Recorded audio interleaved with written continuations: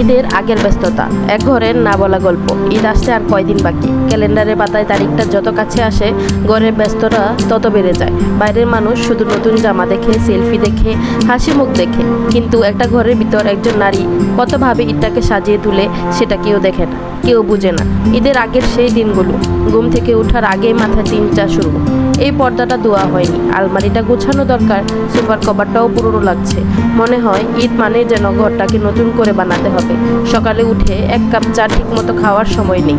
এক হাতে ঝাড়ু, আরেক হাতে কাপড়, ঘরের এক কোণে থাকে অন্য কোণে ধুলা, ময়লা, পুরনো জিনিস, সব কিছু যেন চোখে লাগে হঠাৎ করে। মনে হয় এগুলো পরিষ্কার না করলে ঈদটাই যেন ঠিক মতো হবে না। পর্দা খুলে ফেলা হয়, ধোয়া হয়, শুকানো হয়। যখন সেই পর্দাটা আবার জানালায় ঝুলে একটা শান্তি লাগে। মনে হয় হ্যাঁ, এবার একটু একটু করে ঈদের গ্রান আসতেছে। তারপরে শুরু হয় রান্নাবান্নার যুদ্ধ।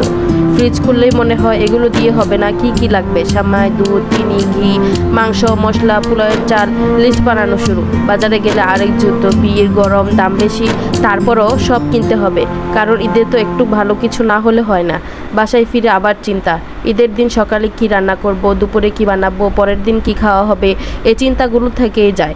সকালের জন্য ভাবনা হয় সেমাই, পায়েস, হয়তো পরোটা আর গরুর মাংস, দুপুরে পোলাও, রোস্ট, কোরমা আর ডেজার্ট, জিলাপি, পুডিং, নাকি ফালুদা বানানো যায়। এই সব চিন্তার ভিতরেও একটা ছোট ইচ্ছা থাকে, সবাই যেন খুশি হয়, কেউ যেন কিছু মনে না করে।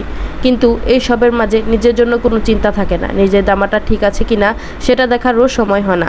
রাত হয়ে যায়, সব কাজ শেষ করে যখন বিছানায় আসা যায়, শরীর ক্লান্ত, কিন্তু মন তখনও ব্যস্ত। কালকে আবার কি করতে হবে। ঈদের আগের রাত, সবাই যখন খুশিতে ব্যস্ত, সে তখন রান্নাঘরে দাঁড়িয়ে সেমাই বাচ্ছে চুপচাপ। এই চুপচাপের ভিতরেও একটা তৃপ্তিকা থাকে, কারণ সে জানে কালকে তার এই কষ্টের ফলেই পুরো পরিবার হাসবে। ঈদের সকাল, সবাই নতুন জামা পরে খুশি, কিন্তু সে সকাল সকাল উঠে চুলা জ্বালিয়ে দিয়েছে, সেমাই হচ্ছে, মাংস গরম হচ্ছে, চা বানানো হচ্ছে, সবাই খাচ্ছে, প্রশংসাও হচ্ছে, আর সে চুপচাপ দাঁড়িয়ে থাকে। তার মুখে হয়তো হাসি থাকে, কিন্তু সে হাসির পেছনে কত পরিশ্রম, কত চিন্তা, কত রাত জাগা, সেটা কি কেউ বুঝে না। ঈদ মানে শুধু আনন্দ না, ঈদ মানে একজন নারীর অগণিত ত্যাগ। তাই যদি পারো এই ঈদে একবার হলেও বলো, তোমার জন্যই আমাদের ঈদ এত সুন্দর।